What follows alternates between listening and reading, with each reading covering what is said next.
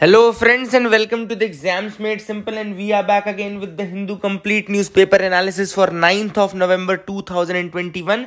9 नवंबर 2021 का the Hindu newspaper analysis देखेंगे।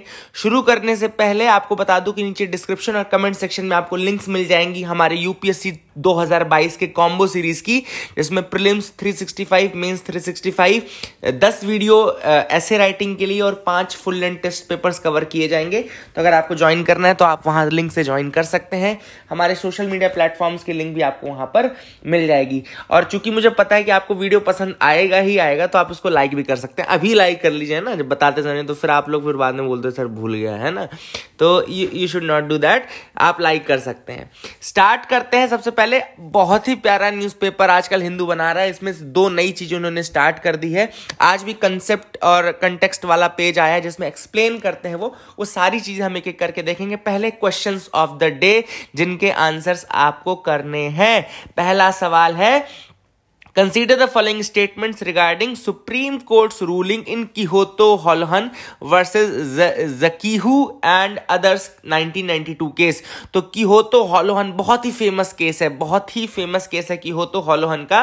1992 का केस है। आपको बताना है इनमें से क्या क्या चीजें Quixote Holohan केस में हुई थी। पहली चीज वो बोल रहे हैं, the court upheld the directions discretion available to the speaker in deciding the case of disqualification of MLA.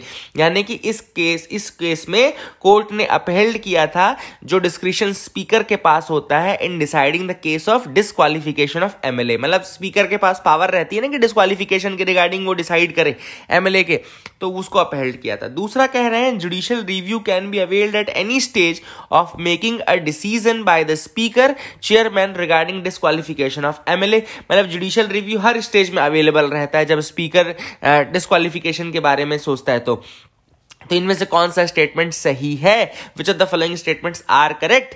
इसका जो करेक्ट आंसर है मैं आपको बताता हूं। इसका करेक्ट आंसर है, आप लोग सोच लीजिए, चलो सोच लीजिए, फिर पॉज कर दीजिए भले आपको सोचना तो, लेकिन मैं आपको आंसर बता देता हूं। इसका करेक्ट आंसर है ए, यानी कि one only is the correct answer for this. इसमें ये तो कोर्ट ने जरूर कहा था कि हाँ स्पीकर के पास पावर है, लेकिन हर स्टेज में जुडिशियल रिव्यू नहीं अवेलेबल रहता है। जुडिशियल रिव्यू तो ऑब्वियस सी बात है, जब वो कर लेगा उसके बाद ही अवेलेबल रहेगा ना। तो that is not the thing. यहाँ पे जो सेकेंड स्टेटमेंट है वो गलत हो जाता है एंड पहला स्टेटमेंट सही रहेगा। दूसरा सवाल था, consider the following statements regarding contempt of courts, है ना। कंटेम्प्ट ऑफ कोर्ट्स के रिगार्डिंग आपको स्टेटमेंट्स दिए थे। पहला स्टेटमेंट कह रहा है, contempt of court is an offence of being disobedient और disrespectable towards the court of law and its officers. यानी कि कंटेम्प्ट ऑफ कोर्ट का मतलब है कि आप डिसोबीडिएंट हैं या रिस्पेक्टफुल है towards the court of law and its officers. दूसरा स्टेटमेंट कह रहा है, criminal contempt means publication of any matter that scandalises और lowers the authority of the court. और तीसरा स्टेटमेंट कह रहा है, constitution of India does not mention anything about the contempt of courts whereas the provisions are included in the contempt of court act 1971। तो इनमें से कौन सा स्टेटमेंट सही है? Options are 1 only, 1 and 2 only, 1 and 3 only या 1, 2 and 3 only. तो बहुत ही प्यारा क्वेश्चन है, जरूर करिए। तीसरा सवाल पढ़ता हूं मैं। इसमें आपको 2 स्टेटमेंट दिए हैं फिर से। पहला स्टेटमेंट कह रहा है कि article 356, article 356 of the constitution of India deals with the failure of constitutional machinery in the state। दूसरा स्टेटमेंट कह रहा है, according to the constitution of India the high court can inquire and recommend president's rule in the state. तो आपको बताना है कौन सा स्टेटमेंट सही है। तो ये दूसरा और तीसरा, इन दोनों सवालों के आंसर्स आप लोग करिए, है ना। अटेम्प्ट तो जरूर करिए। कमेंट सेक्शन में मुझे आपका आंसर मिलना चाहिए। सही है कि गलत है वो तो मैं आंसर आपको बताऊंगा ही, लेकिन आपका अटेम्प्ट जरूर मिलना चाहिए ना। तो ये आपकी रिस्पॉन्सिबिलिटी है करना भाई। तो आप लोग करिए, मैं आपको आंसर बता देता हूं, फिर मैच कर लीजिएगा। तो सेकंड वाला जो क्वेश्चन मैंने पूछा था उसमें पहला स्टेटमेंट बिल्कुल सही है कि कंटेम्प्ट ऑफ कोर्ट का मतलब होता है कि आप डिसोबीडिएंट हैं या डिसरिस्पेक्टफुल हैं टुवर्ड्स द कोर्ट और एंड इट्स ऑफिसर्स। दूसरा स्टेटमेंट भी सही है, क्योंकि देखो सिविल कंटेम्प्ट और क्रिमिनल कंटेम्प्ट 2 होते हैं। मैं आपको थोड़ा इसमें एक्सप्लेन कर देता हूं। सिविल कंटेम्प्ट और क्रिमिनल कंटेम्प्ट 2 होते हैं, और सिविल कंटेम्प्ट जो होता है उसका मतलब होता है कि आपने कोई कोर्ट का ऑर्डर नहीं माना। Suppose you are not following the order of the court, that means you are doing a civil contempt. And suppose you are scandalising the authority of the court, you are scandalising the authority of the court या demeaning the court, then वो आता है आपका criminal contempt के अंतर्गत, ठीक है ना। That is the thing which is important. ये आपको दूसरा स्टेटमेंट सही है, क्योंकि आप यहां लिखा ना कि क्रिमिनल कंटेम्प्ट मतलब कि आप स्कैंडलाइज कर रहे हैं, तो क्रिमिनल कंटेम्प्ट के अंदर आएगा। लेकिन अगर आप सिर्फ डिसोबीडियंट हैं या बात नहीं मान रहे हैं तो वो सिविल कंटेम्प्ट के अंतर्गत आएगा। अब तीसरा स्टेटमेंट कई लोगों को थोड़ा प्रॉब्लम रही होगी, तो याद रखिए सिविल कंटेम्प्ट और ये जो कंटेम्प्ट है इसके बारे में कॉन्स्टिट्यूशन में मेंशन्ड है, इसलिए तीसरा स्टेटमेंट गलत हो जाएगा। तीसरा स्टेटमेंट गलत क्यों हो जाएगा? क्योंकि कॉन्स्टिट्यूशन में मेंशन्ड है। आर्टिकल 129, आर्टिकल 215, ये 129 आर्टिकल 215, जब आप जाएंगे तो आर्टिकल 129 में सुप्रीम कोर्ट के लिए लिखा है और आर्टिकल 215 में हाई कोर्ट के लिए लिखा है कि they can punish for their contempt, they can punish for their contempt. ये ऑलरेडी मेंशन्ड है कॉन्स्टिट्यूशन में आर्टिकल 129 और 215 के अंतर्गत, तो ये चीज आपको यहां से पता लगानी थी। तो यही थोड़ा स्टेटमेंट गड़बड़ था, तो इसका जो करेक्ट आंसर हो जाएगा वो क्या हो जाएगा? 1 और 2 हो जाएगा, ना कि 3 गलत हो जाएगा। अगला सवाल था, इसमें आपको बताना था कौन सा स्टेटमेंट सही है। तो पहला स्टेटमेंट तो बिल्कुल सही है कि आर्टिकल 356 कब लगता है? जब आपकी स्टेट की कॉन्स्टिट्यूशनल मशीनरी फेल हो जाती है। लेकिन दूसरा स्टेटमेंट गलत है, कहीं पे भी ऐसा कॉन्स्टिट्यूशन में मेंशन नहीं कि हाई कोर्ट इंक्वायर कर सकता है और प्रेसिडेंट रूल रिकमेंड कर सकता है। ये इसके बारे में नहीं, गवर्नर इसमें सजेशन देता है प्रेसिडेंट को, फिर उसके बाद रिकमेंडेशन होता है फॉर द प्रेसिडेंट्स रूल, तो ये गलत हो जाएगा दूसरा स्टेटमेंट। तो 1 only will be the correct answer. तो these were the questions of the day. अब mains question of the day की बात करते हैं। आज का mains question of the day है, how is patriarchy still visible in India, give instances. आज भी पैट्रियार्की इंडिया में है, इसके इंस्टेंसेस आपको देने हैं। Has the position of women improved over time? If not, what can be done to improve that? क्या पोजीशन ऑफ वुमेन इंप्रूव हुई है सोसाइटी में? अगर नहीं हुई है तो क्या किया जाना चाहिए ताकि उनकी सिचुएशन इंप्रूव हो? वेरी गुड क्वेश्चन, आप जरूर इस पे लिखिएगा। अब देखो कल का जो मेंस क्वेश्चन था उसमें आप लोग जाके देख सकते हैं कमेंट सेक्शन में, कई लोगों ने आंसर लिखा है, रजत ने लिखा है, हिमांशु ने लिखा है, संकेत ने लिखा है ना। लेकिन जो अच्छा आंसर मुझे लगा वो संकेत का लगा। संकेत wrote a very holistic answer, जो भी कल हमने पढ़ाया था। अब चूंकि कल का क्वेश्चन आर्टिकल बेस्ड था, तो उसमें आर्टिकल की चीजें आप मेंशन करनी चाहिए, आपको कुछ उसमें आपको पॉइंट्स लिखने चाहिए थे ताकि आपको फ्यूचर आंसर राइटिंग में आप यूज करें उसको, है ना। तो जब भी ऐसा रहे तो आप करा करिए। संकेत का आंसर आप पढ़ सकते हैं, that was a very good answer, है ना। बाकी लोगों ने भी बहुत अच्छा आंसर लिखा, ऐसा नहीं कि मैं कह रहा हूं कि बाकी लोगों ने अच्छा नहीं लिखा है, दूसरों ने भी अच्छा लिखा है, बट संकेत का answer was much more holistic, आप उसको कंप्लीटली पढ़ सकते हैं, ठीक है ना। मूव करते हैं न्यूज एनालिसिस पार्ट में। तो आज जो फ्रंट पेज की सबसे पहली न्यूज है वो बहुत ही अच्छी न्यूज है। UNESCO picks Srinagar as creative city. तो यूनेस्को ने श्रीनगर को क्रिएटिव सिटी के रूप में चुना है। एक्चुअली में यूनेस्को के अंतर्गत एक नेटवर्क चल रहा है CCN का, जिसको बोलते हैं क्रिएटिव सिटीज नेटवर्क। ओके, याद रखिएगा, क्रिएटिव सिटी नेटवर्क इन्होंने बनाया है। इसमें बहुत सारी सिटीज हैं, अब उसमें से श्रीनगर को उन्होंने पिकअप किया है, और श्रीनगर को पिकअप किया है craft and folk arts category में। याद रखिएगा, श्रीनगर को किया क्यों है? Crafts and folk arts category में सेलेक्ट किया गया है, ठीक है ना। तो ये याद रखिएगा, श्रीनगर को क्राफ्ट्स एंड फोक आर्ट्स वाली कैटेगरी में सेलेक्ट किया गया है, एंड ये इंपॉर्टेंट है। अब ये क्रिएटिव सिटी नेटवर्क यूनेस्को का है, ये सब आपको याद रखना है। एक्चुअली में जो ये नॉमिनेशन हुआ था श्रीनगर का under this creative city network, वो हुआ था by a project undertaken by the project funded by world bank. एक वर्ल्ड बैंक का प्रोजेक्ट है जिसको हम बोलते हैं Jhelum Tawi flood recovery project. याद रखिएगा, Jhelum Tawi flood recovery project, बहुत ही इंपॉर्टेंट न्यूज है ये। इसमें आपको 2-3-4 ऐसे फैक्ट्स मिल रहे हैं यूपीएससी के लिए जो प्रीलिम्स में भी इंपॉर्टेंट है, मेंस में के लिए भी इंपॉर्टेंट है। इसको अच्छे से जो चीजें मैं बताता हूं नोट करते जाया कर। देखो कई बार होता है कि मैं आपको ऐसे नोट्स लिखा तो नहीं सकता, लेकिन जो मैं बोल रहा हूं वो आप नोट करते जाओ कीवर्ड्स के रूप में, जिस्ट के रूप में। आप चाहे आईपैड में नोट्स बना रहे हो, आप चाहे कॉपी में बना रहे हो, पेजेस में बना रहे हो, लूज पेपर्स में बना रहे हो, आप लिखते जरूर जाना। तो यहां पे सबसे पहली चीज हमने बात की, यूनेस्को का है क्रिएटिव सिटी नेटवर्क प्रोजेक्ट, उसके अंतर्गत श्रीनगर को इंक्लूड किया गया है ना। और इसमें दूसरी चीज मैंने आपको बताया कि ये जो श्रीनगर का नॉमिनेशन हुआ वो हुआ किस प्रोजेक्ट से? एक ऑलरेडी प्रोजेक्ट चल रहा था वर्ल्ड बैंक द्वारा funded, Jhelum Tawi flood recovery project. अब आप लोग सबसे पहले Jhelum Tawi flood recovery project के बारे में जान लीजिए। 2014 में क्या हुआ था, बहुत डिवास्टेटिंग फ्लड्स आए थे जम्मू कश्मीर में 2014 वाले टाइम पे। उसके बाद गवर्नमेंट ने असिस्टेंस मांगा था वर्ल्ड बैंक से कि एक इमरजेंसी प्रोजेक्ट स्टार्ट किया जाए जो कि इस डिजास्टर से मुक्ति दे और मिटिगेशन का भी प्रोजेक्ट रहे। तब जाके वर्ल्ड बैंक द्वारा फंडेड ये Jhelum Tawi flood recovery project आया।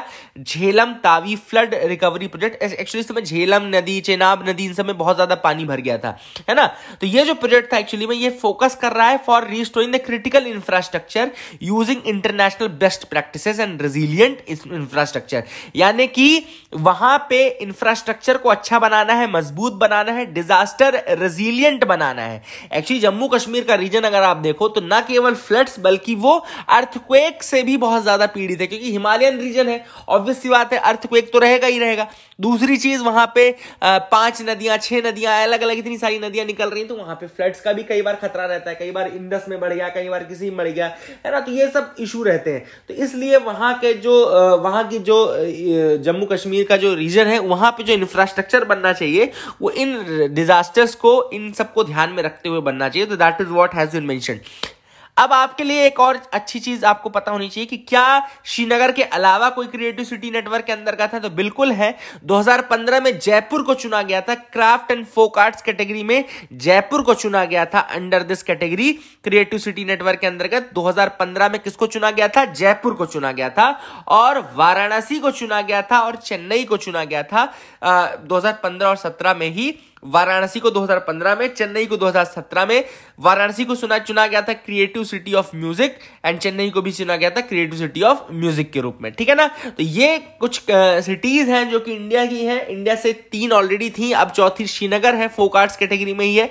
तो जयपुर, वाराणसी, चेन्नई और अब ये Srinagar, these are the cities under the UNESCO creative city network. I hope you got clarity regarding that, आपको समझ में आ गया होगा। आगे मूव करते हैं। द हिंदू न्यूज़पेपर में आज जो यहाँ पे जो एक्सप्लेन्ड पेज है बहुत ही प्यारे आने लगे हैं। उससे पहले मैं आपको थोड़ा जो पद्मश्री अवार्ड्स हैं जो स्पोर्ट्स कैटेगरी के हैं वो अलग से बता देता हूँ। स्पोर्ट्स कैटेगरी के इसलिए लिख लो क्योंकि क्या होता है ना कि स्पोर्ट्स के पूछ लेते हैं कई बार, है ना। तो ये पद्म अवार्ड्स जो मिले हैं उसमें स्पोर्ट्स कैटेगरी के देख लो। यहाँ पे पद्म विभूषण मिला है मैरी कॉम को, बॉक्सिंग के लिए पद्म विभूषण मिला है मैरी कॉम को।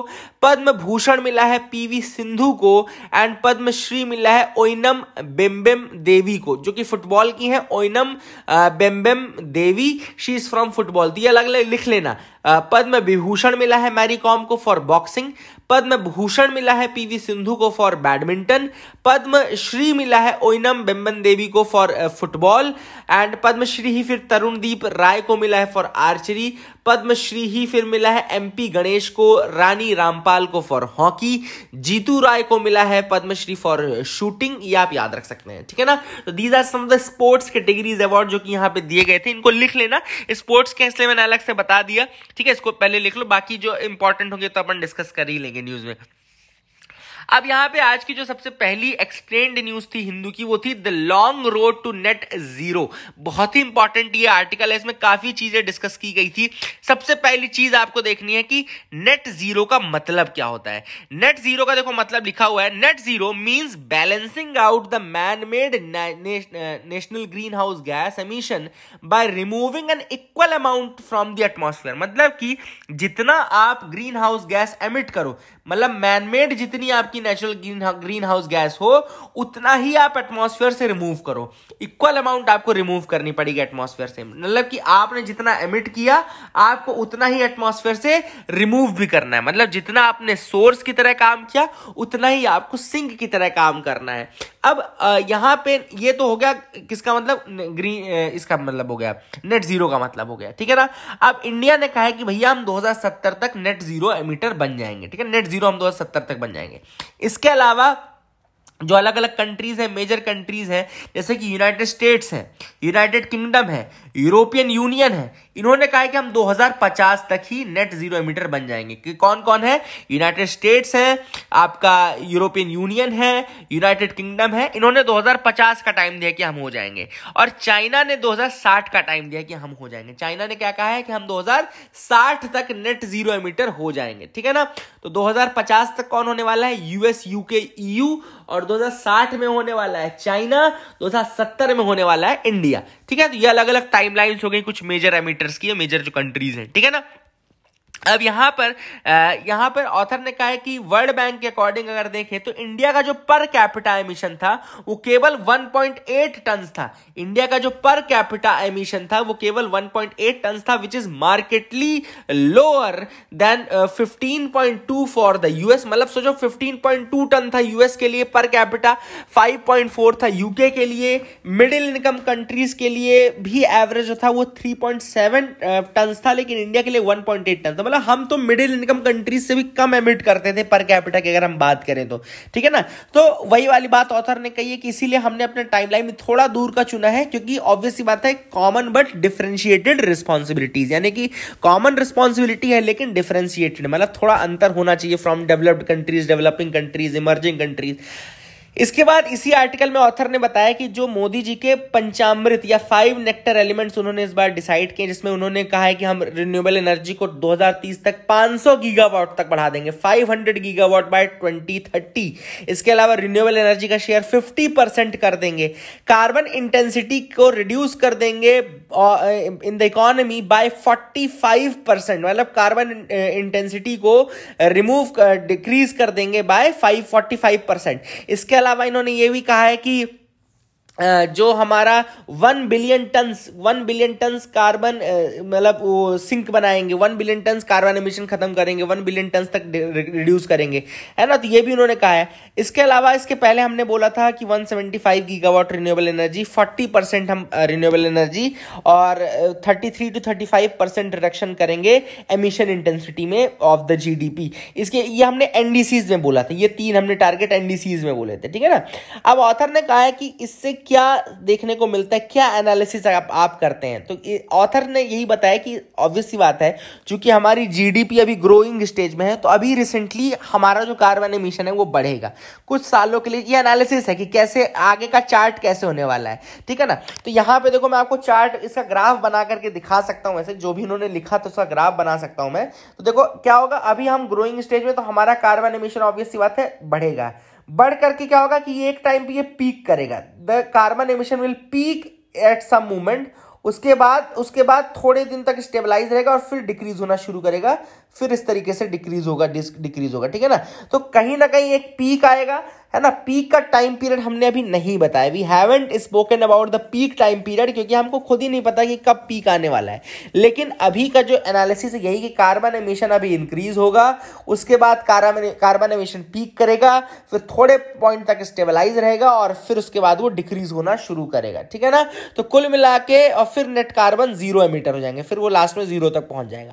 तो कुल मिलाकर के हमारी वही वाली बात है कि अभी कार्बन एमिशन जो है बढ़ेगा, पीक करेगा, पीक का हमने कोई टाइमलाइन दिया नहीं है, फिर उसके बाद वो 0 पर आएगा।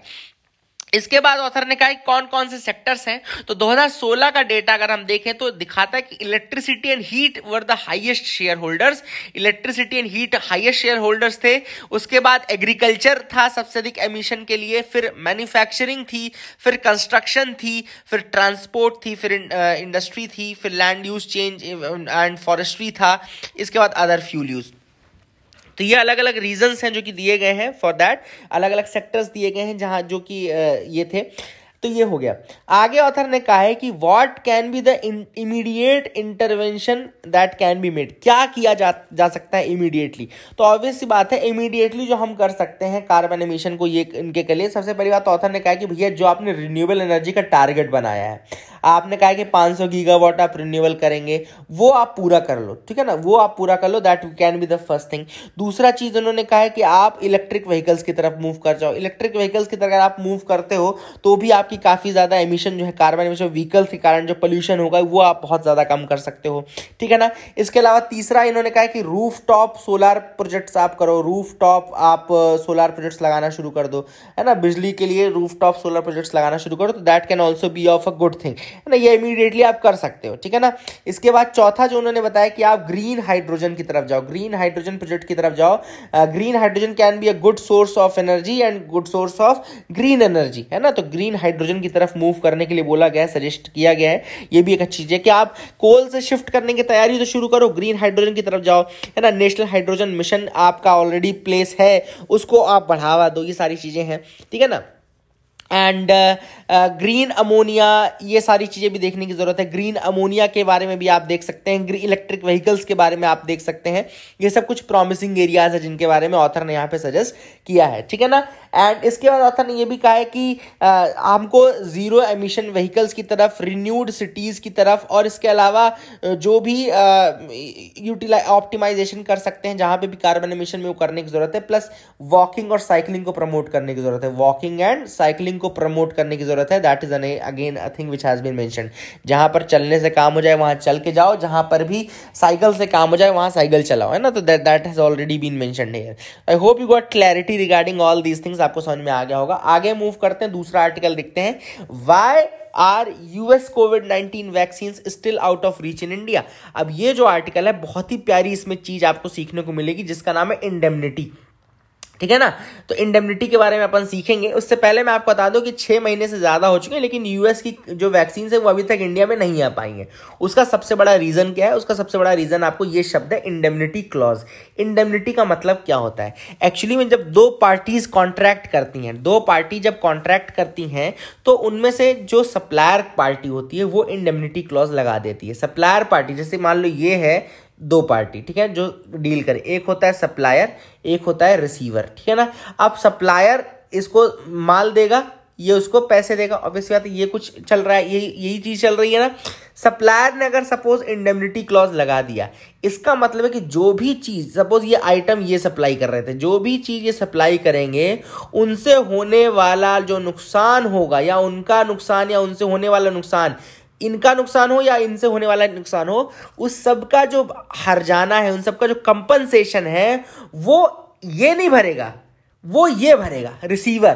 तो ये इंडेमनिटी क्लॉज होता है। मतलब खुद को वो मतलब इंडेमनिफाई कर रहे हैं। वो कह रहे हैं कि हम जो माल आपको देंगे अगर उससे कोई नुकसान भी होता है ना तो उसका कंपनसेशन आप भरोगे। फॉर एग्जांपल वैक्सीन के केस में अगर हम देखें, सपोज ये सप्लायर है, ये रिसीवर है, इसने वैक्सीन वी ट्रांसफर कर दी रिसीवर को। अब सपोज वैक्सीन वी से किसी की मौत हो जाती है, सपोज वैक्सीन वी लगाने से किसी की मौत हो जाती है, वो व्यक्ति कोर्ट जाता है, कोर्ट ने बोला कि भैया इसको 1 करोड़ रुपए कंपनसेशन देना है। तो ऑब्वियस सी बात है, आप क्या सोचेंगे कि भैया चूंकि इनकी वैक्सीन है, इनकी वैक्सीन लगाने से मौत हुई है तो ये सप्लाई ये देंगे। लेकिन नहीं, अगर इंडेमनिटी क्लॉज साइन किया है तो इसका मतलब है कि जो हर्जाना है उसकी भरपाई कौन करेगा? उसकी भरपाई रिसीवर करेगा। तो ये होता है इंडेमनिटी क्लॉज। इंडेमनिटी क्लॉज वो कंडीशन होती है जिसमें जो लॉस होता है उसका कंपनसेशन रिसीवर पे करता है, ना कि सप्लायर। तो सप्लायर पहले ही इंडेमनिटी क्लॉज में साइन करा लेता है। एंड यही रीजन है कि इंडेमनिटी क्लॉज में इंडिया ने साइन नहीं किया है, और यही रीजन है कि अभी तक ये माल जो अमेरिका की वैक्सीन है वो इंडिया में नहीं आ पाई है। तो यहां पे देखो लिखा हुआ है सेक्शन 124 इंडियन कॉन्ट्रैक्ट एक्ट 1872 का है। वो डिफाइन करता है कॉन्ट्रैक्ट ऑफ इंडेमनिटी को as one which one party promises to save the other from any loss caused to the latter. मतलब एक पार्टी लॉस की पूरी जो जवाबदारी होती है वो दूसरे पार्टी पर डाल देती है। एक पार्टी लॉस की पूरी जवाबदारी दूसरे पार्टी पर डाल देती है। तो ये होता है इंडेमनिटी क्लॉज, ठीक है ना। आई hope you got clarity. Section 124 Indian contract act 1872 इसको डिफाइन करता है, ये मैंने आपको बता दिया। आई होप आपको इंडेमनिटी क्लॉज समझ में आ गया होगा। अब यहां पर इंडेमनिटी क्यों हम नहीं साइन कर रहे हैं? देखो वैसे तो ये स्टैंडर्ड प्रैक्टिस है, हम साइन क्यों नहीं करें? क्योंकि अगर हम एक का साइन करेंगे तो दूसरी सारी की सारी कंपनी हमसे कहने लगेंगी कि भैया इंडेमनिटी क्लॉज साइन करके दो, तो हम कितने लोगों का नुकसान की भरपाई करते रहेंगे। तो that is why government of India जो है इसको नहीं कर रही है, ठीक है ना। दैट इज द थिंग क्यों हम नहीं कर रहे हैं, ठीक है ना।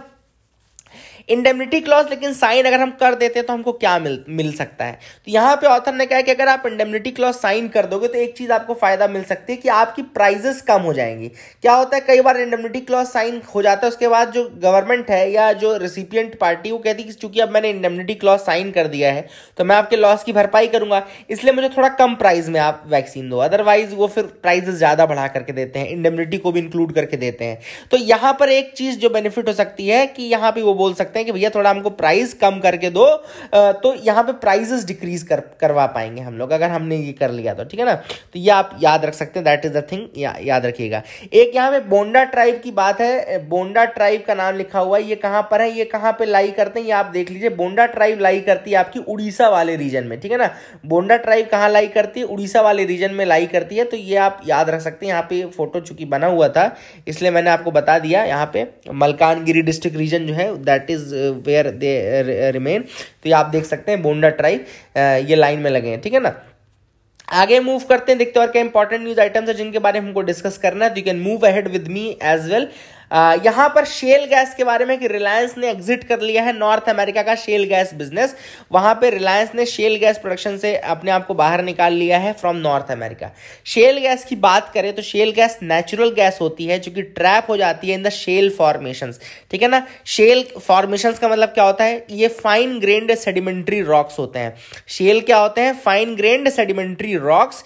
इनके अंदर नेचुरल गैस जब ट्रैप हो जाती है उसको हम शेल गैस बोलने लगते हैं, ठीक है ना। नेचुरल गैस का फॉर्मूला क्या होता है आप मुझे बताएंगे। नेचुरल गैस जब शेल फॉर्मेशंस में ट्रैप हो जाती है तो उसको हम बोलते हैं शेल गैस। और शेल क्या होते हैं, शेल होते हैं sedimentary rocks that can be rich sources of petroleum and natural gas. And shale को एक्सट्रैक्ट करने की एक स्पेशल मेथड होती है जिसको हम हाइड्रोलिक फ्रैक्चरिंग बोलते हैं, उसी को फ्रैकिंग कहा जाता है। ये लिख लो, याद कर लो, नोट कर लो। सबसे इंपॉर्टेंट आपसे कोई पूछेगा तो फ्रैकिंग ही पूछेगा कि क्या होता है भैया फ्रैकिंग, तो इसको बोलते हैं हाइड्रोलिक फ्रैक्चरिंग। हाइड्रोलिक फ्रैक्चरिंग, इसी को हम फ्रैकिंग बोलते हैं शॉर्ट फॉर्म में, हाइड्रोलिक फ्रैक्चरिंग बोलते हैं। एक्चुअली इसमें दो होते हैं, क्या होता है जब शेल को आप एक्सट्रैक्ट कर रहे होते हैं ना तो आप उसमें क्या करते हैं आप एक डीप होल ड्रिल करते हो, उसके बाद हॉरिजॉन्टल ड्रिलिंग करते हो। बहुत डीप आप एक होल ड्रिल करते हो, उसके बाद हॉरिजॉन्टल ड्रिलिंग करते हो। याद रखिएगा क्योंकि जो शेल होता है ना, शेल गैस, ये मतलब हॉरिजॉन्टली डिस्ट्रीब्यूटेड रहती है, वर्टिकली नहीं रहती, इसलिए आप हाइड्रोजन ड्रिलिंग हॉरिजॉन्टल ड्रिलिंग करते हो। तो इसमें याद रखिएगा हॉरिजॉन्टल ड्रिलिंग होती है सबसे पहली चीज। अगर आपसे कोई पूछा कि कौन सी ड्रिलिंग होती है, हॉरिजॉन्टल वर्टिकल, तो हॉरिजॉन्टल ड्रिलिंग होती है। और इसमें फ्रैक्चरिंग, हाइड्रोलिक फ्रैक्चरिंग की जाती है, जिसके इन दोनों का ही यूज करता है। हाइड्रोलिक फ्रैक्चरिंग हो गया आपका फ्रैकिंग, तो उसको आप याद रखेगा। I hope you got clarity regarding that. India now ahead of China in the financial inclusion matrix. तो फाइनेंशियल इंक्लूजन में इंडिया जो है वो चाइना से आगे निकल गया है। This is what has been said, let me do it in that mode. तो यहाँ पे क्या एविडेंसेस हैं, एक्चुअली में एविडेंसेस यही है कि जितने जो मोबाइल बैंकिंग है या जो मोबाइल ट्रांजैक्शंस है वो इंडिया में बहुत ज़्यादा हो रहे हैं। मतलब 1000 एडल्ट्स पे 13,615 ट्रांजैक्शंस हो रहे हैं। एंड इसके अलावा 2015 में केवल 183 ट्रांजैक्शंस हो रहे थे, अब इतना ज़्यादा बढ़ गया है। तो 2015 से 2021 के बीच में इतना ज़्यादा डिफरेंस आ चुका है कि मतलब समझ लो 100 गुना से ज़्यादा ट्रांजैक्शंस होने लगे हैं, है ना। तो that is the thing which is and इसके अलावा जो इंक्लूजन है, number of no frills account, number of accounts with holding money, ये सारे बहुत ज़्यादा इंक्रीज हो गए हैं। तो पहले तो गवर्नमेंट ने ये बोल दिया था ना कि जीरो बैलेंस अकाउंट भी खोल सकते हो, तो जनधन में वो बहुत ज्यादा खुले। और उन जीरो बैलेंस अकाउंट में बहुत सारे अकाउंट्स अब ऐसे हैं जिनमें बहुत सारे अकाउंट में अब कैश भी आने लगा है, पैसा भी आने लगा है। तो ऐसा नहीं कि लोग उसका यूज नहीं कर रहे, लोग धीरे धीरे यूज करने लगे हैं। और जिस तरीके से ये डिजिटल इंडिया आया है, मार्केट आया है, अब आप देखें सब्जी वाले भी हो गए हैं तो वो भी यूपीआई, फोन पे, ये सब यूज करने लगे हैं। तो ये दिखाता है कोविड के बाद स्पेशली, तो ये दिखाता है कि जो इंक्लूजन है, ये फाइनेंशियल इंक्लूजन बहुत ज्यादा इंडिया में बढ़ गया है। यहाँ पे सीसीआई के बारे में आया था तो मैं आपको बता दूं, एक्चुअली सीसीआई क्या है, फेयर ट्रेड रेगुलेटर है, कंपटीशन कमीशन ऑफ इंडिया में इसको बोलते हैं। ये मेक श्योर करता है कि कंपटीशन बना रहे और फार्मास्यूटिकल सेक्टर में कंपटीशन बना रहे। इसके लिए अब ये कुछ मेजर्स निकाल रहे हैं कि क्या किया जा सकता है कि फार्मास्यूटिकल के जो सेक्टर है उसमें कंपटीशन बना रहे। कंपटीशन कमीशन ऑफ इंडिया की अगर हम बात करें तो ये गवर्नमेंट ऑफ इंडिया की बॉडी है, जो कि 2002 में एक एक्ट आया था, कॉम्पिटिशन एक्ट आया था 2002 में एक्ट तो 2002 में ही आ गया था, लेकिन कंपटीशन कमीशन ऑफ इंडिया जो बॉडी है वो कॉन्स्टिट्यूट की गई 2009 में, ठीक है ना। तो याद रखिएगा 2002 में ये आपका एक्ट आ गया था, कंपटीशन एक्ट 2002, लेकिन ये बॉडी कब बनी? 2009 में ये फाइनली कॉन्स्टिट्यूट हुई बॉडी, 2009 में कॉन्स्टिट्यूट हुई। इसके पहले चलता था MRTP एक्ट, जिसको बोलते हैं monopolies and restrictive trade practices act 1969। इसको रिपील किया गया 2002 में, और तब लाया गया कॉम्पिटिशन एक्ट 2002 लाया गया, ठीक है ना। तो ये आप चीजें याद रख सकते हैं। एंड ये जो कॉम्पिटिशन कमीशन ऑफ इंडिया है, इसका एम क्या है? To establish a robust competitive environment. Obvious सी बात है, रोबस्ट कॉम्पिटिटिव एनवायरनमेंट सेटअप करना, एंड ऑब्वियस सी बात है जो लेवल प्लेइंग फील्ड है, सब सारे कॉम्पिटिटर्स को लेवल प्लेइंग फील्ड प्रोवाइड करना, ये सारा इसका बेसिकली एम है ना। तो चाइना ने अभी रिसेंटली, एक अगली न्यूज है, China builds mock-up of US navy worship. तो चाइना ने अपने यहाँ टारगेट प्रैक्टिस करने के लिए यूएस नेवल वॉरशिप्स को बनाया है, उनका रेप्लिका बनाया है। ये उन्होंने टकला मकान डेजर्ट है, चाइना में लाई करता है टकला मकान डेजर्ट, वहां पर बनाया। तो ये आप लिख लीजिए टकला मकान डेजर्ट, और ये सब लिख लीजिएगा, और ये लिख लीजिएगा कि चाइना ने वहां बनाया है। That is the thing which is important. I hope you got clarity regarding that as well. आगे मूव करते हैं, देखते हैं और क्या इंपॉर्टेंट न्यूज आइटम्स है।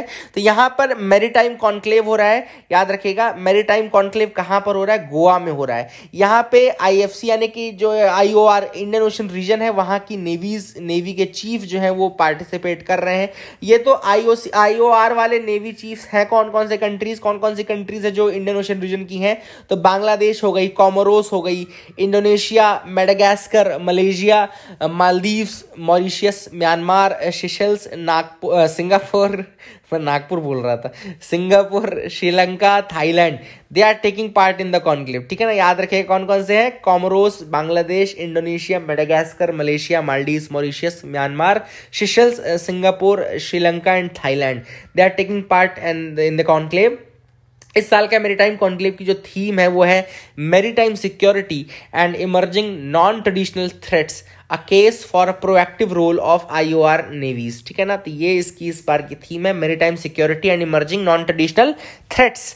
तो that is the theme of this year's maritime conclave, आप याद रखिएगा।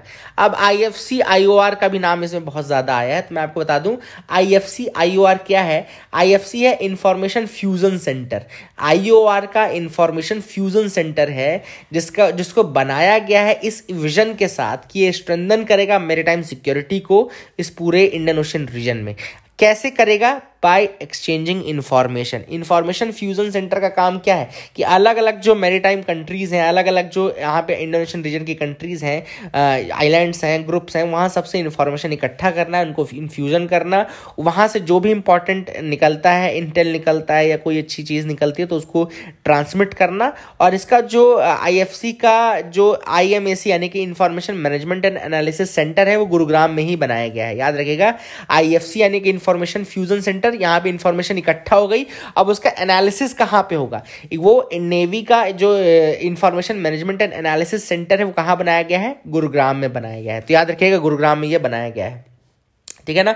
और फिर इसमें वाइट शिपिंग, कमर्शियल शिपिंग, इन सब के रिलेटेड जो भी इंफॉर्मेशन रहेगी वो एक्सचेंज की जाएगी to other nations. That is what has been going on. I hope you got clarity regarding that. आगे मूव करते हैं, अगले आर्टिकल में आते हैं। अ वाइटल कॉग इन बोंगाई गांव रिस्पॉन्स इन माल न्यूट्रिशन। अब यहाँ पर एक्चुअली बोंगाई गांव असम में है, जहाँ पे माल न्यूट्रिशन की बहुत शिकायत रहा करती थी। वहाँ पे एक प्रोजेक्ट की काफ़ी सक्सेसफुल हुआ है प्रोजेक्ट, उसके बारे में ऑथर ने बताया है।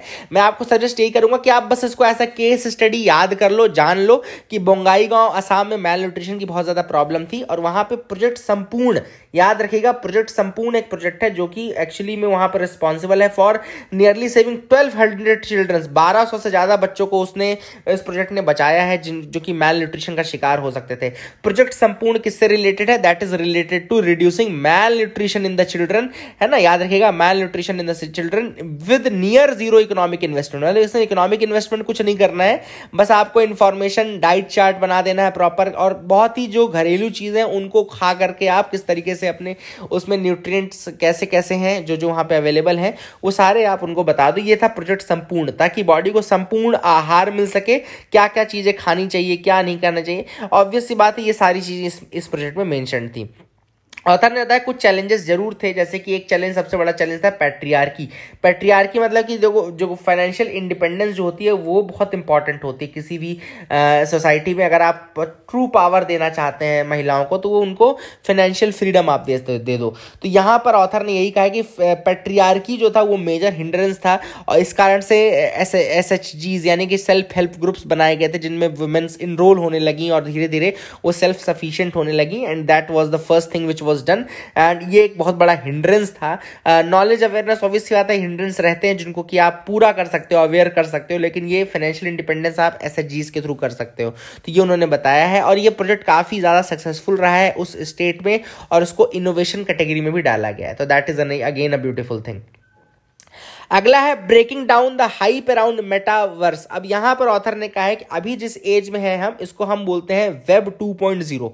अभी जिस एज में है उसको हम क्या बोलते हैं, वेब 2.0।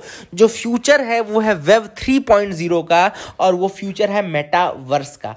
सबसे इंपॉर्टेंट चीज यहाँ पे जो आपको समझनी है वो समझना है मेटावर्स का मतलब क्या होता है। देखो मेटावर्स होता क्या है, मेटा शब्द से बना है, ग्रीक वर्ड है, आपको पता होना चाहिए। मेटावर्स जो है, एक होता है यूनिवर्स, एक होता है मेटावर्स। अब मेटावर्स क्या मतलब कि इस यहाँ से थोड़ा एक्चुअल रियलिटी से बाहर की जो चीज है उसको रिप्रेजेंट करता है मेटावर्स। इसीलिए जो मेटावर्स टेक्नोलॉजी में जब आएगा तो इसमें अगर आप देखो तो इसमें आपको AI दिखेगा, इसमें आपको VR दिखेगा, जिसको सबसे इंपॉर्टेंट जो इसका एस्पेक्ट है वो है VR यानी कि वर्चुअल रियलिटी। वर्चुअल रियलिटी जो है उसमें ये काम करता है। मेटावर्स जो एक्चुअली में वर्चुअल रियलिटी में काम करता है। फॉर एग्जांपल आप यहां बैठे हो, आप दिल्ली में बैठे हो, तैयारी कर रहे हो, सपोज करो आप दिल्ली में बैठे हो, अब आपको अपने घर वालों के साथ बैठ के खाना खाना है, तो वर्चुअल रियलिटी के साथ ये पॉसिबल है कि आपके रीवा में अगर आपकी फैमिली मेंबर है तो आप वहां उनके साथ बैठ करके खाना खा सकते हो। अगर आपके भोपाल में फैमिली मेंबर है, लखनऊ में आपके फैमिली मेंबर हैं, आपके पटना में आपके फैमिली मेंबर हैं, आपके लखीमपुर खीरी में आपके फैमिली मेंबर हैं, आप उनके साथ बैठ के खाना खा सकते हो, है ना। ये वर्चुअल रियलिटी में पॉसिबल रहता है। 3D कनेक्टिविटी प्रोवाइड करता है। मेटावर्स वही है, ये बहुत ही ब्रॉड टर्म है जो कि इनकम्पास करता है वर्चुअल 3D रियलिटी को, AR को यानी कि ऑगमेंटेड रियलिटी को, वर्चुअल रियलिटी को, आर्टिफिशियल इंटेलिजेंस को, ये सारी चीजें इसमें इन्वॉल्व रहती हैं। और ये काम कैसे करता है, ये काम करता है AI, ब्लॉकचेन टेक्नोलॉजी, इन सारी टेक्नोलॉजीज का, बहुत हाई फाई टेक्नोलॉजी का यूज करता है, ठीक है ना। ये टर्म जो मेटावर्स है ये नील स्टीफेंसन की नॉवेल 1992 की एक उनका साइंस फिक्शन नॉवेल था, स्नो क्रैश नाम का नील स्टीफेंसन का, वहां से लिया गया है। मेटावर्स टर्म जो है वहां से लिया गया है, तो इसको भी आप याद रख सकते हो। स्नो क्रैश करके नॉवेल था उनका। तो मेटावर्स मैंने आपको बता दिया, वेब 3.0 जो है वो फ्यूचर ऑफ इंटरनेट है, फ्यूचर ऑफ इंडिया है। लेकिन ऑथर ने यहाँ पे कुछ चीजें कुछ बताया कि चैलेंजेस भी हैं। फॉर एग्जाम्पल इन्होंने कहा कि जैसे आज का जो इंटरनेट 2.0 था यानी वेब 2.0 की अगर हम बात करें तो कुछ कंपनीज इसको ओन करने लगी हैं। यूट्यूब, गूगल हो गया, गूगल तो सब कुछ ओन करता है, गूगल हो गया, फेसबुक हो गया, ये कुछ ऐसी कंपनीज है जो कि ओन करने लगी है वेब को, पूरे के पूरे वेब को ओन करती हैं। यहाँ पे ऑथर ने कहा कि वो होप करते हैं कि वेब 3.0 जो रहेगा वो ये कंपनीज ओन नहीं करेंगी, वहां पे एक कंपटीशन बना रहेगा, मोनोपोली नहीं बना लेंगे। सॉरी, मोनोपोली तो नहीं है, ओलिगोपोली आप बोल सकते हैं इसको, आप ओलिगोपोली बोल सकते हैं। मोनोपोली में तो एक प्लेयर रहता है, ओलिगोपोली में 2-3 प्लेयर रहते हैं। तो यहाँ पे ओलिगोपोली एक्चुअली में इंटरनेट में। तो लेकिन ऑथर ने कहा कि अगर जैसे मेटावर्स में फेसबुक आ गया है, धीरे धीरे अगर इनकी प्रैक्टिसेस नहीं सुधारी गई तो ये ऑलरेडी मेटावर्स को भी क्या बना देंगे, मेटावर्स को भी ये लोग ओलिगोपोली या मोनोपोली में ही कन्वर्ट कर देंगे। So that is what has been mentioned in this article. इसके बाद ऑथर ने कुछ चैलेंजेस और बताए, जैसे कि फेसबुक के ऊपर अभी बहुत सारे एलिगेशंस लगे थे कि सिक्योरिटी के एलिगेशंस, हेट स्पीच को प्रमोट करने के, ये सारी चीजें। तो अगर ऑथर ने कहा कि अगर आपने प्लेटफॉर्म चेंज नहीं किया तो मेटावर्स में आकर के भी आप वही करोगे। और मेटावर्स में तो 3D रियलिटी है, ऑगमेंटेड रियलिटी है, वर्चुअल रियलिटी है, तो वहां तो और ज्यादा विशियस रूप ले लेगा। ये सारे हेट स्पीच एंड ये सब चीजें बहुत ही ज्यादा विशियस रूप ले सकता है, इसलिए वहां पे वो चीज को सुधारना बहुत ज्यादा जरूरी है। दूसरा इन्होंने कहा कि मेटावर्स में अगर आप सिर्फ प्रॉफिट मोटिव लेकर के चलेंगे तो उसका फिर आप फुल बेनिफिट नहीं उठा सकते, क्योंकि मेटावर्स जो होता है वो डिसेंट्रलाइज्ड मॉडल है। मेटावर्स सेंट्रलाइज्ड मॉडल नहीं है। मेटावर्स कैसा है? डिसेंट्रलाइज्ड मॉडल है, जहां पे लोग हैं फ्रीली एक्सचेंज कर सकते हैं, फ्रीली कोलैबोरेट कर सकते हैं, कोऑपरेट कर सकते हैं, है ना। वहां पर अगर आपने प्रॉफिट मोटिव बनाया तो फिर that will not be in sync of that, है ना, वो सिंक में नहीं रहेगा। ये हमने देख लिया। इसके अलावा इन्होंने ये भी कहा है कि सबसे बड़ा जो चैलेंज आएगा वो होगा कि मेटावर्स में आप किस तरीके से गवर्नेंस करेंगे या ज्यूरिसडिक्शन किस तरीके से रखेंगे। चूंकि मेटावर्स जो रहता है वो डिस्ट्रीब्यूटेड रहेगा, ब्लॉकचेन टेक्नोलॉजी का यूज होगा, आप मतलब एनोनिमिटी भी उसमें काफ़ी ज़्यादा रहेगी, और ऐसे में आप किस तरीके से रेगुलेट करेंगे, किस तरीके से ज्यूरिसडिक्शन रखेंगे, ये चीज़ें बहुत ज़्यादा सोचने वाली चीज़ें हैं। तो वही वाली बात है कि अगर फुल वर्चुअल रियलिटी में काम कर रहा होगा मेटावर्स, तो आप किस तरीके से उसको कंट्रोल करेंगे, that is a big question, है ना। तो that is what has been mentioned in this article. I hope you got clarity regarding all this things. आपको समझ में आ गया होगा, है ना। यहाँ पे मैंने क्या लिखा है नोट्स, यहाँ पे एक टर्म मैंने नॉन फंजिबल टोकन एसेट्स जरूर एक्सप्लेन किए हैं। देखो एसेट दो तरीके के होते हैं, एक होता है फंजिबल एसेट। फंजिबल एसेट मतलब आपका जो मनी से इंटरचेंज है, मतलब कि आपने $10 का नोट दिया तो वो $5 के 2 नोट्स आपको प्रोवाइड कर देगा, है ना। तो मतलब उसको आपने मनी में डिस्ट्रीब्यूट कर दिया। लेकिन नॉन फंजिबल एसेट्स क्या होते हैं, उसकी यूनिक प्रॉपर्टी होती है, उसको आप इंटरचेंज नहीं कर सकते किसी दूसरी चीज से, है ना। इसको आप इंटरचेंज नहीं कर सकते किसी दूसरी चीज से। नॉन फंजिबल टोकन्स आजकल आने लगे, काफी आपने नाम सुना होगा नॉन फंजिबल टोकन का। एक्चुअली में नॉन फंजिबल टोकन एक क्रिप्टोग्राफिक टोकन होता है जो कि ब्लॉकचेन में बनाया जाता है, उसको रेप्लिकेट नहीं किया जा सकता। अपनी तरह का अकेला वो क्रिप्टोग्राफिक टोकन होता है, किसी एक चीज को, किसी एक फिजिकल एंटिटी को या किसी एक वर्चुअल एंटिटी को रिप्रेजेंट करता है, ठीक है ना। ये टोकन जो रहता है एक सर्टिफिकेट की तरह रहता है जो कि बताता है, जैसे मान लो एनएफटी, दिनेश कार्तिक ने अपने बैट का एनएफटी बना लिया, नॉन फंजिबल टोकन बना लिया अपने बैट का, है ना, कि मतलब आपको सर्टिफिकेट मिल जाएगा कि आप उसका वो बैट जो है, फिजिकल बैट जो, वो उसको आप ओन करते हो, वो एनएफटी आपको मिल जाती है ना, नॉन फंजिबल टोकन आपको मिल जाता है, ठीक है ना। तो ये that is basically representing that physical entity. So that is it for today's newspaper analysis. I hope you got clarity. That is it for the day. Keep loving us, keep sharing us. Thank you and have a nice day.